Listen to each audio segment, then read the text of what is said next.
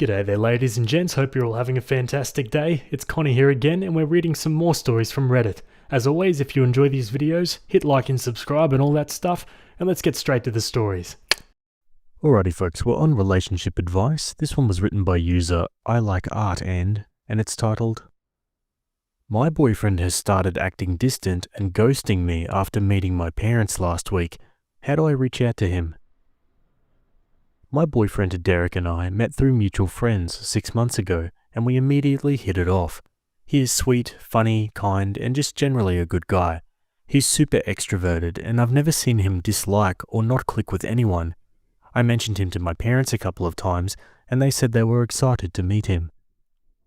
My parents live a road trip away, so me and Derek had to book a hotel nearby. About 2 weeks ago, we dropped all of our stuff at the hotel and arrived at my parents' house. My parents are the most welcoming people you'll ever meet. They've met some of my past significant others in the past, and have always been warm and kind. Since both my parents and Derek are charismatic and welcoming, I thought that dinner would go smoothly, but I was wrong. It didn't start off too bad. My parents and Derek seemed a bit awkward, but I assumed he was just nervous. We sat for dinner, and my parents asked us a couple of questions. How did we meet? How serious is the relationship, etc., etc. I've never seen Derek stutter or hesitate before this dinner, but he did.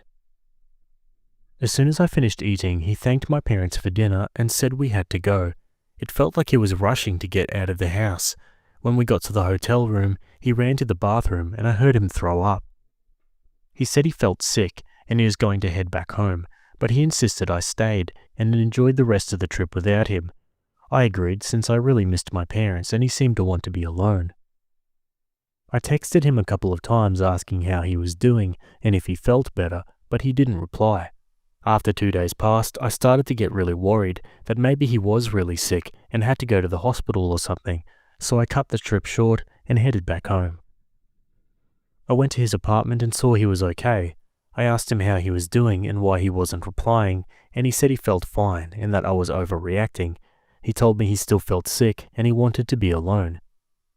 I went back home and texted him asking if I did anything wrong and if our relationship was okay since he was acting so weird and cold. A week has gone by since the text message and he has not replied. Derek is the last person I'd expect to ghost me. I'm torn between wanting to give him space and wanting answers. How do I even reach out to him without pushing him further away? I can think of a couple reasons why they might be awkward together and none of them are PG. Let's go to the comments. Ask your parents. It sounds like they know each other or something happened that you didn't see or something like that. Your boyfriend's age definitely makes it possible that he may have had a prior run-in with one or both of your parents. Maybe it was sexual, maybe it wasn't, but the way you describe it definitely feels like your boyfriend saw one or both of your parents, and the first thing that went through his head was, I have to get the F out of here, and never look back. I'm going with prior affair, or realized they're somehow related. Send him a message and your parents a message. Mention the awkwardness and his sickness and ghosting. Say you've talked with the other ones and would like to hear their side of the story. See what happens. All this sexual speculation, and I'm wondering if he destroyed the parents' bathroom and is too embarrassed to see any of them again.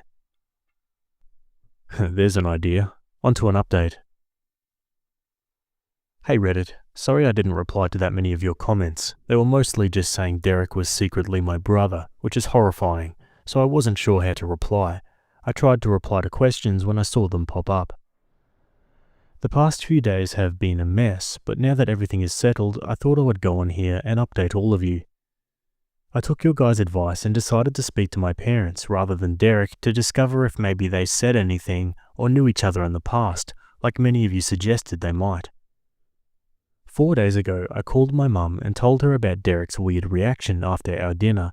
I asked her for advice or if she knew what had happened. She was silent for a moment and I heard her start crying. She started apologizing and I didn't understand what she was trying to tell me at first. Eventually, I got her to calm down and she told me what had happened. My mum is a high school teacher and apparently Derek was her student in his senior year and she told me that they had an affair. She didn't give me that many details. Honestly, I don't even want to know. All she said is that they only slept together once before she shut it down, and that my father knew, and they had attended couples counseling years ago to work through this. She cried a lot and said it was her greatest regret. Then she told me she wanted me to break it off with Derek because he brought back really awful memories, and she found the age gap concerning. She's one to talk about age gaps. But ultimately she said it was decision, and she didn't want her past mistakes to ruin my relationship.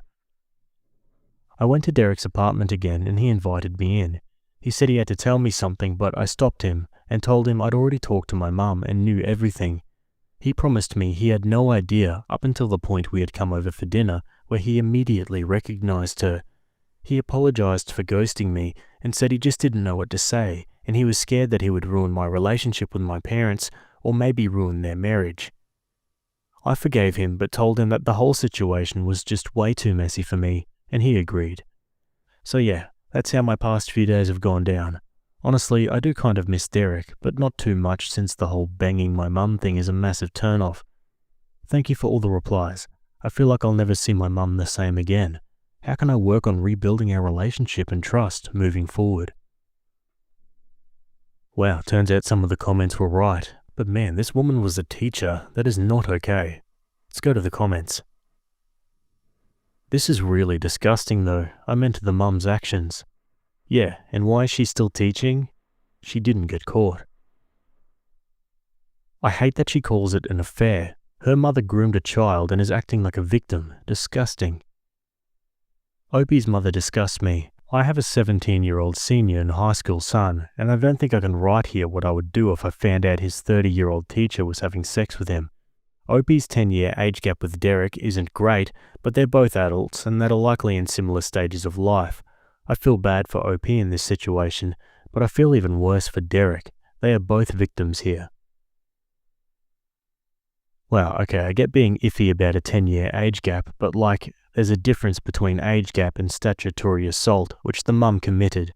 Sorry, I just really hate when married teachers call their assault affairs. No, it wasn't an affair.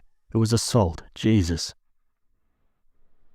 Yeah, I agree. Get the hell out of here with that affair business. What do you guys think? Let me know down below. Anyway, we're going to move on. Okay, this next one was posted on Am I the A-hole and Entitled People. It was written by user SamePhilosopher927, and it's titled, Am I the a-hole for going to eat at a hospital cafeteria roughly once a week? My sister and family are telling me it's wrong. Okay, hear me out. I work just a few blocks away from a hospital and get there pretty quickly by bicycle. Their cafeteria is quaint with good prices, so usually once a week or so I'll go there for lunch. The food isn't what I would call amazing, but they have nice variety from time to time. The staff even recognize me and are always pleasant. They don't mind that I'm just there for lunch, and it's far quieter eating there than at any local restaurant. I'm on the spectrum and don't like loud noises, so the quiet lunches in this place are a godsend for me some days. Recently, my sister found out I've been eating at the hospital and went off on me over how hospital cafeterias are only supposed to be there for people who are at the hospital because they need to be.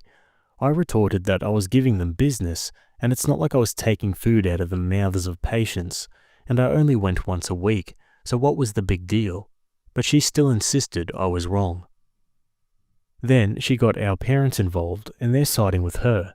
They're telling me I should only be eating at the hospital if I had an actual reason to be there. I told them they were all crazy, and it was just normal food that I was paying for. But now, because neither they or I are backing down, I'm torn.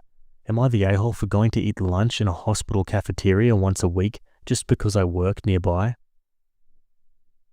I mean, you're paying for the lunch. This doesn't sound any different from any other restaurant around. If it's open to the public, it's free game as far as I'm concerned. Let's go to the comments. My friend works in hospital cafeteria and she posts the specials daily for anyone to come and enjoy. My mum was a nutritionist at a hospital for years. They always had outside people coming to eat in the cafeteria. The school administration building was nearby, and all of those people came in a few times a week. Police station was also nearby, and officers and support staff came in frequently, and staff from the various medical clinics around the hospital would frequently come to eat. And there were these two older sisters who lived like 4 blocks away from the hospital in opposite directions that would walk to the hospital cafeteria twice a week and meet for lunch. If I lived or worked closer to a hospital, I would probably go occasionally for lunch. I do sometimes drive out to a small regional airport and eat at the restaurant in the airport. I enjoy watching the planes land and take off. Opie, don't let anyone discourage you from any place that's open to the paying public. For F's sake, it's a cafeteria. You pay, you eat. I hope the person telling you this is not someone you depend on for real-life answers. Opie replies, not usually, no. My sister is a bit of a control freak, and my parents enable her. I don't live with them. I have a studio apartment and ride a bike everywhere. I work at a hospital. I'm so glad you found a safe, quiet space for yourself. Opie says just about everyone who eats there is quiet and respectful. You are a paying customer. You go in, get your food, eat, and pay for it. I fail to see any problem. It does not matter that you're not a patient or not there for a hospital reason. If there was any issue, I'm sure someone at the hospital would have said something to you, but there really is no reason for them to take issue. You're a paying customer and using the facilities as intended. Your family is bonkers. Ignore them on this. Hospital. Hello, welcome. Some completely uninvolved people. No. Gee, I wonder who to listen to. That cafeteria feeds patients, family members, staffers, and anyone else who is hungry. They don't check to see if you deserve to eat there. Shaking my head. And as an ex-restaurant worker, I never gave a damn who was eating the food I made, as long as they liked it. Alright, a pretty universal consensus there, I think. Okay, Opie makes another post on entitled people. I really apologize for the length of this post, but writing down all the details took way longer than I thought, and this situation was downright crazy. I never thought my sister would do something like this. Not too long ago, I, 23 male, posted in Am I the A-hole for advice because my parents and sister were angry at me for regularly eating in a hospital cafeteria because it's close to my work. I enjoy the peace and quiet there on the days I do show up to eat. But this situation escalated so radically that I can't believe something so dumb actually happened. My sister did the pettiest thing she's ever done to me, and for completely undeserved reasons too. When my sister found out I was eating at the hospital cafeteria, she went off on me over how that food is just for people who are at the hospital because they need to be. We ended up in a big argument about it, in which I told her it wasn't like I was taking food from the mouths of patients. Then she went to our parents to get them on her side like always, and they immediately sided with her just like I thought they would. They backed her up on how the hospital cafeteria was not a place to go eating casually, and we had a big argument. They spent days hounding me and telling me I was wrong, and demanding I stop. So I went to Reddit, and here I learned that not only was I not doing anything wrong, but it's a very common thing for people to go eat at a hospital cafeteria just because they like it.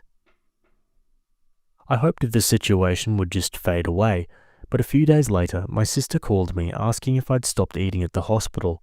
I said no, and then it started all over again. My parents then called me fuming and acting like I was supposed to stop going because they said so. I reminded them that I don't live under their roof anymore, and this is exactly the kind of reason why I moved out. They take my sister's side in almost everything. They huffed and puffed about it. This time, the fight didn't stay at home though. Other relatives found out because my sister tried to broaden her support. She was so dead set on enforcing her will upon me that she went looking for help from other relatives, but our parents were the only ones on her side, and my uncle personally admonished my parents and her over the phone for it once I told him what actually happened. He told them they were only siding with my sister because she's their favourite, and they're terrible parents for ever playing favourites to begin with. Then cousin went to eat with me at the hospital cafeteria and said he'd like to go there once a week too, as he also works nearby and bicycles everywhere. We've run into each other at lunch there once already since then. He was actually rather pleased to find out the food was made healthier than most other places. He's a bit of a picky eater, so this place is kinda like his new lunch hangout. And my sister got even angrier after finding out there were other people in the family eating at the hospital now too. Once outed, my parents backed down due to embarrassment. They apologized to me and gave me some malarkey that they honestly thought eating at a hospital was weird, and that they felt like they just needed to defend my sister. I told them they'd been placating my sister for so long that it's all they do whenever she starts something with anyone. She's been treating me like a condescending control freak and a bully since we were teenagers, even though I'm older, and they just kept enabling that. But I won't put up with it anymore. My parents ended up conceding and apologized. Then they made my sister apologize to me too, and I could tell she hated every second of it because she tried to speak through her teeth at first. Later on, my parents invited me to dinner as another form of apology, but it felt more like a show to look good to the rest of the family, because they told everyone about it before it even happened. The dinner was great, I can't deny. My parents had cooked a turkey, arguably one of my favorite things to eat. I loved the drumsticks slathered with gravy. Yeah, I'm kind of a pig when I eat them, but I can't help it. My sister always thought it was hilarious, and was one of the last few things I didn't mind her laughing about, so I thought nothing of why she was so giggly at dinner. Later, after the family dinner, I noticed that my bike was missing. I'd parked it in the backyard out of sight, but it was just gone. I freaked out because it's my only mode of transportation. My parents did panic a bit with me, but my sister seemed just the opposite. She actually looked happy and was still giggling. I immediately suspected her, and she played innocent. She even gave the "I can't believe you'd think I'd do something like that" line. I already knew she's extremely petty, but this was a whole new level of it for her. So I said that I was going to go over to the neighbor because I know they have cameras and they'd have seen what happened, and then I'd call the cops. My sister suddenly looked panicked, and I got mad and said I knew it was her and demanded my bike back. She started crying and saying she didn't do anything, and our parents were immediately taking her side while scolding me for daring to accuse her. So I had enough and said I was going to the neighbors to ask to check their cameras, and then I'd be calling the police. My sister finally fessed up and called me to come back. The looks on our parents' faces after they'd just defended her were priceless. My sister said she was just so angry at me for having made her apologize for something she still believed she was right about. So she planned to have a couple of her friends to come and grab my bike during dinner. She said her friends were in a minivan with it just down the street. She then started saying that I couldn't call police on her anyway because I'm her big brother. Our parents backed that up too, but I pulled out my phone and started marching outside again. They ran after me with my sister begging and crying for me to stop. I called her a brat, and then I told my parents I couldn't believe they were still defending her when she was acting this way. Our parents finally hit their enabling limit with her and told her to make her friends bring my bike back immediately. She got on her phone while sniffling and called her friends up, but then she suddenly ran into her room to talk to them. I couldn't hear a thing she said through the door because it was all in whispers, and our parents looked very worried too. My sister would never have willingly admitted she had stolen my bike, but she kept sobbing that it was only a prank over and over again, and she kept also using the excuse that it's just a cheap bike anyway.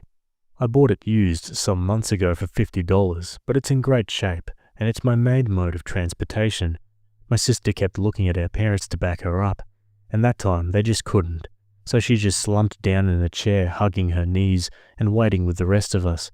My sister looked increasingly freaked out the longer her friends talked to bring my bike back and was repeatedly texting them. Even though my sister said her friends were just down the street, it took them roughly an hour to bring my bike back. They finally pulled up in the minivan with my bike shoved in the back, and it was completely soaked and all muddy, like it had just been pulled out of a wet, muddy ditch. The bike is a 700C, so it's too tall for either of them to ride, so they just drove right up and stole the bike by dragging it into the van as fast as they could before taking off. I say they stole it because I was almost certain in the moment my sister had told them to dispose of my bike. Had I not pointed out the neighbors have cameras, I may have not gotten it back. When her friends did finally arrive, their legs were all muddy and wet, nearly up to their knees.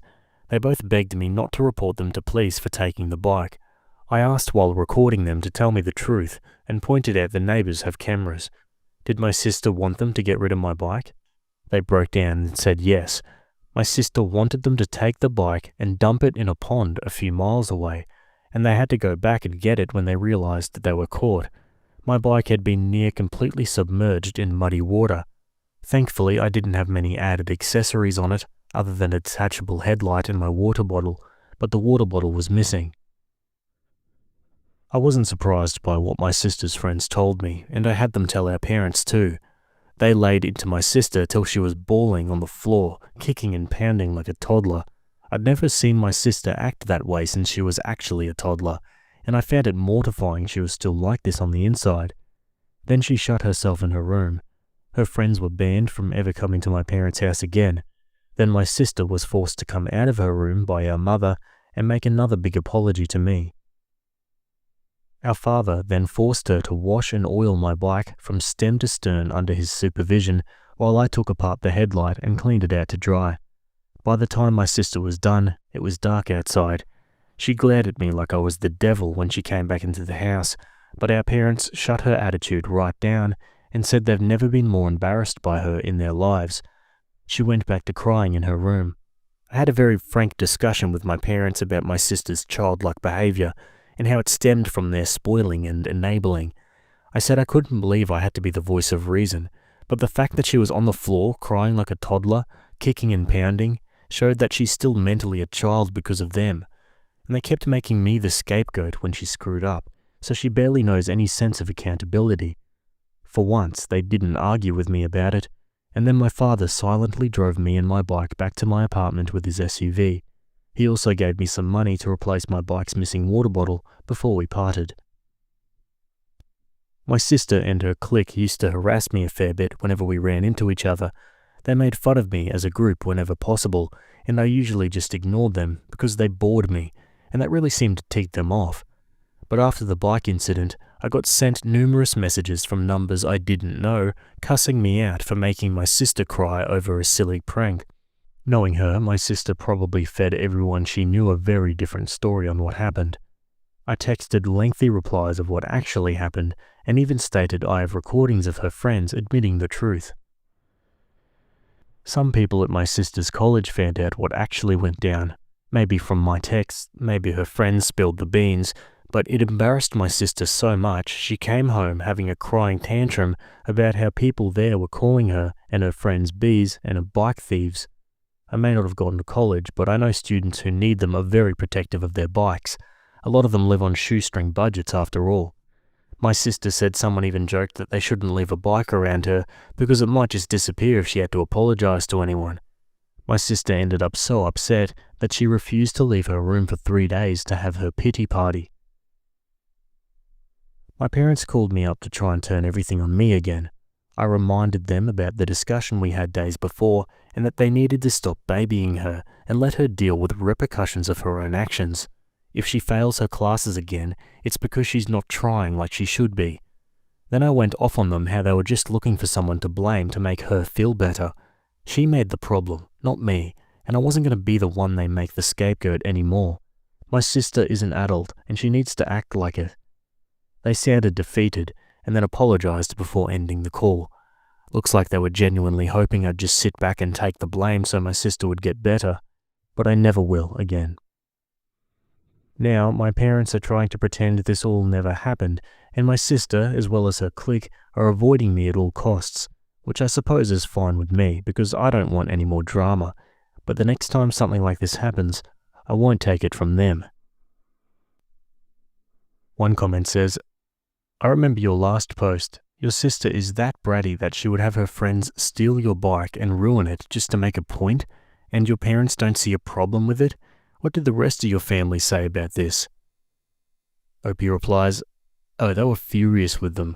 I didn't include details about it because the post was already way too long, but my aunt and uncle gave my parents one hell of a dressing down, twice. The first time in person the day after the bike theft happened, they had a long discussion with my parents over how their babying has prevented my sister from growing up, and she wouldn't be able to function without them if she never learns to become an adult. The second time was after my parents called me to try and make me take the blame when my sister locked herself in her room for 3 days. I talked with my cousin that evening when we met up to have dinner together, and he told his parents, my aunt and uncle, and they called my parents to ask them what the hell. Then they told them they were beyond ashamed of them and that they still tried to make me the scapegoat, and that they didn't care if old habits die hard. It's gonna stop. Let's just say my sister wasn't the only one crying anymore. No one has told me anything about what's going on with my sister at her college for a while, and she's avoiding me. My parents have also not spoken to me since that call, so I have no idea what's going on at their end. Now for a new update, 7 months later. I was just browsing YouTube yesterday when I saw a video about my last post, and I realized I never made a final update, so here it is. To start things off, yes, my bike is fine. I managed to avoid anything on it getting rusty or clogged up after my sister had it dumped into a pond. It already was not new, and there were no new creaks or groans from it. I was worried something on it would go bad, but it's a really simple single-speed bike, so it works just fine after having everything oiled after being submerged in water. I re-greased the crank bearings anyway. I've also changed out the rear tube and tyre myself a few months ago, and I still ride practically everywhere. On to my brat of a sister. She barely managed to pass college, and she did try to blame her low grades on me and depression from the bike incident multiple times, but even our parents stopped allowing her to do that. They finally hit their limits and started cracking down on her bad behaviour and made her sit in her room and study whenever she had a pity party or tantrum. They threatened to cut off the Wi-Fi and shut off her phone multiple times if she didn't actually get her homework done. She cried and said she hated them, but she sucked it up and finally did as told. She finally managed to graduate, but her graduation was not a very fun time for her. We all went out to celebrate with her, but she was just not happy, and the reason why is because she has no friends anymore, and she'd hoped to party with her former clique friends after graduation, but they all cut her off some time ago because she's a brat. As an ironic punishment, our parents started making my sister ride a bicycle to get around. She hated it more than she hates the bus. It's a cruiser bike our dad picked up used for her, and our parents practically begged me to take her out on weekend rides to get her out of the house for a few hours. And I did, but only because they asked nicely and offered dinner. Last we spoke of it, my sister still held firm she believes it's wrong to eat at the hospital for some reason, but couldn't find any valid reason to justify it when asked why by anyone. Literally no one sided with her about it anymore. Even our parents admitted they no longer find it weird after being told the cafeteria is actually a separate business from the hospital. And as another show to the family, they actually went with me to have a family lunch at the hospital a couple of times, and they forced my sister to come along. She looked weirdly fidgety and openly said she couldn't believe they made her eat there when it was against her beliefs. She kind of worded it in a way as like it was against her religion or something, and was told off for exactly that. So she just cried like she always did, but was told to grow up. I think she was just standing by her so-called beliefs because she'd have to admit she was wrong to herself if she did, and she just wouldn't do that. There have been times I questioned if she's not just a spoiled control freak, but a narcissist too, though I'm far from qualified to diagnose anyone. My sister's clique all ended up abandoning her as a friend because being involved with her screwed them over too. Since at least 2 of them shared in her plan to steal my bike and dump it, they all got hazed for it when word got out, so the clique blamed my sister for everything and stopped talking to her to save their own reputations. While I didn't file a police report, the 2 girls who stole my bike did get in big trouble with their families, and that minivan they were driving, it turned out it was borrowed from one of their parents, and they stopped allowing its use after finding out what happened. The parents who owned the minivan even visited me to apologize to me on behalf of their daughter, and also asked for a copy of the video I took, which I gave. Even though they were fully complicit, the clique put it all on my sister and threw her under the bus to everyone. I guess now my sister knows how it feels to be the scapegoat. She was also laughed at for a while since she was forced to ride a bike to and from college since our parents decided it was cheaper than the bus, and my sister no longer had friends to carpool with. And no, her bike was not stolen or vandalized. My sister just hated it. Our dad has also forced her to learn how to fix and maintain the bike herself too. He used to tinker on bikes in his youth and still has the tools around, so he knows enough to do all his own work on bikes, even though he no longer rides them himself, and he taught me the basics of working on them too. For those who said that my sister would do something even more crazy or retaliate against me, she did nothing of the sort. She's just bitter. She was made to get counselling and it's improved her slightly, but if it has any real effect, for all I know it'll take years to see a change in her. But she doesn't try and boss me around anymore. I've been called over for dinner by my parents a number of times since my last post, and my sister barely speaks to me at the table, and she seems further annoyed by the fact that I was completely unbothered by it too. She's been told by everyone, even our parents to an extent, that she destroyed her own reputation, but she can't seem to stop putting blame on me because she needs a scapegoat. I also chained and locked my bike whenever I visited home from the prank incident onward, just in case. After my sister finished college, my parents suddenly announced that my sister was moving out of their house. She openly did not want to, but they forced her to get a job immediately and made her find an apartment.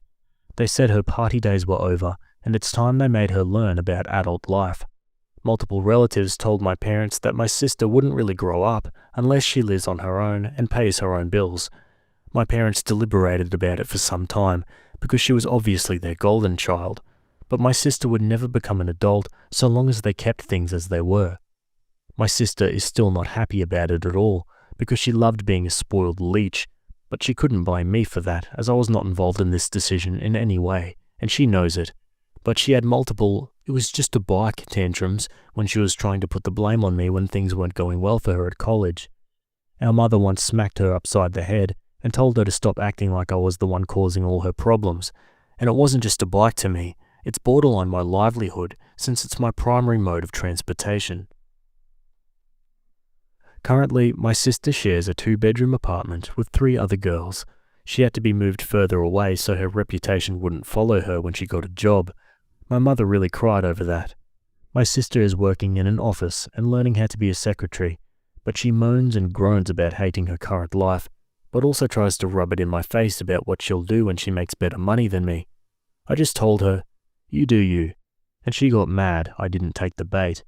She does not like her roommates and still has to ride the bike our father got her to get around. Her commute isn't far, just a few miles, so she doesn't waste money on the bus, and walking is too slow for her. She wanted, if not practically demanded, our parents to buy her a car since they kicked her out of the house, and they refused to get her one, which made her stop talking to them for a while.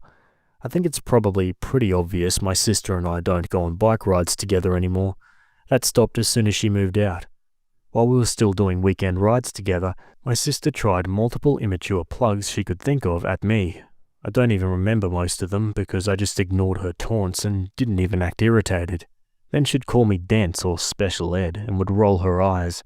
Among her repeated immature taunts, one was trying to say things like her bike is better than mine because it actually has gears, but she could never outpace me anyway. It kinda seemed to make her determined to get in better shape at least. I think she just wants me to be the big loser so she doesn't feel like one. My sister obviously wants a car, but can't afford one on her own yet because she's not good at saving. She wanted our parents to buy her an e-bike for Christmas, and they refused after seeing how much good ones cost.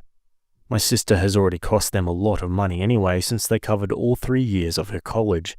As a bit of a joke on Christmas, I gave her new tires for her bike, which she gave me the stink eye for. Our parents also had to bail her out financially a couple of times in 2024 because she didn't manage her finances well. At this point, despite how much she's been beat down to the consequences of real life, she still acts like a spoilt brat in denial, but otherwise she is somehow managing.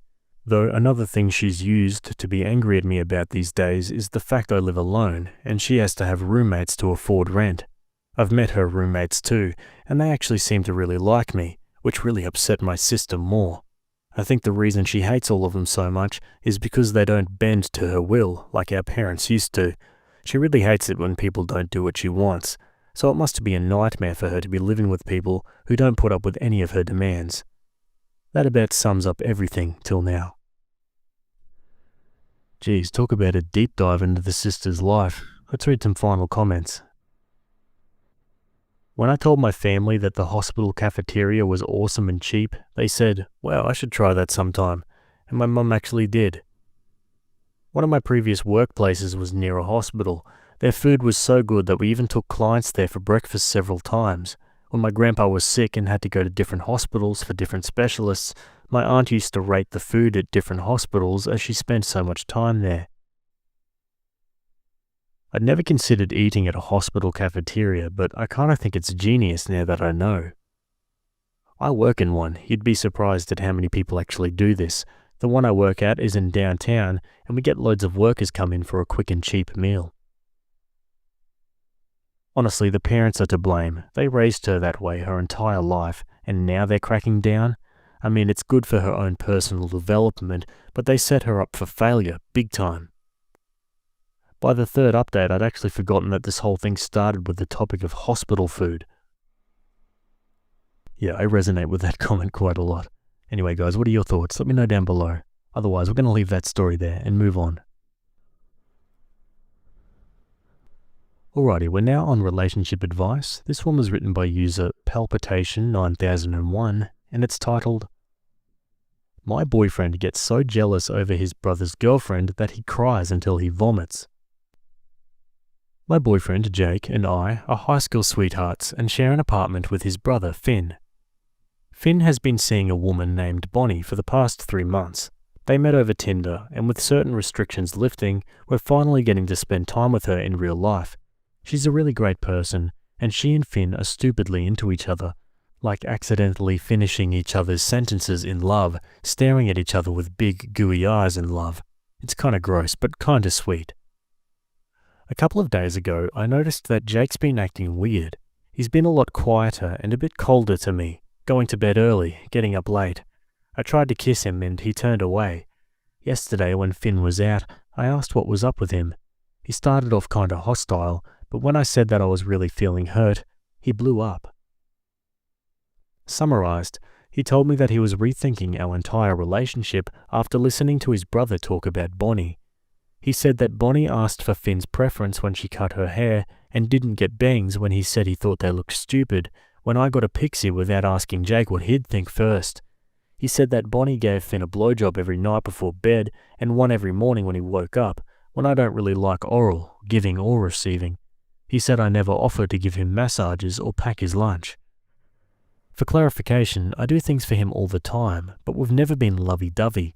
We don't even celebrate Valentine's Day. On his suggestion, we both always agreed it was stupid and unrealistic. In fact, we always used to make fun of people for being sappy, and definitely gave Finn hell for a bit over being so gooey.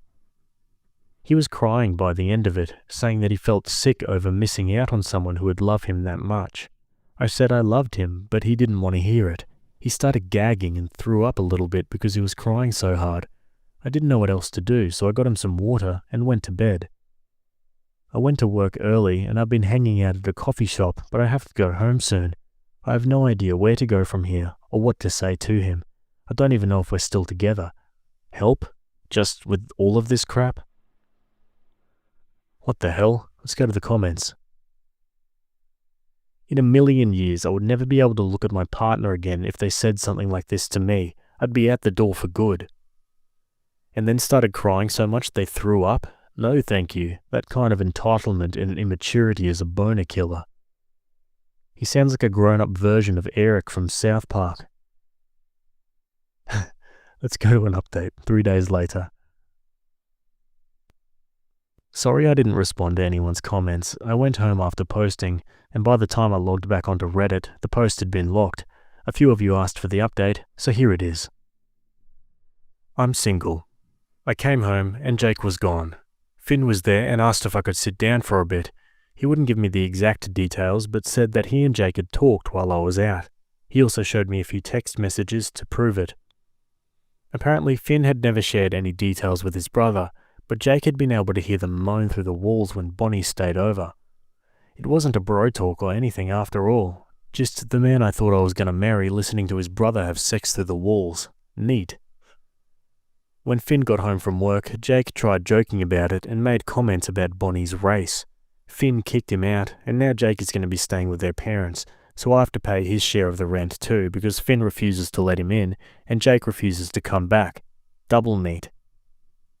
A few people had questions, so here we go. Did Jake ever mention wanting romantic gestures?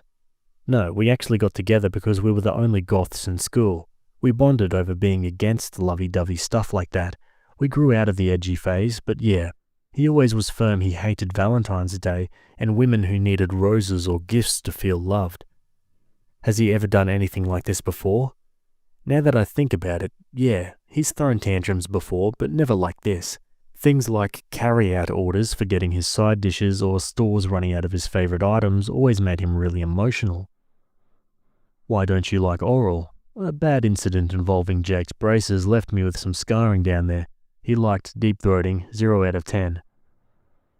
I feel sorry for Bonnie.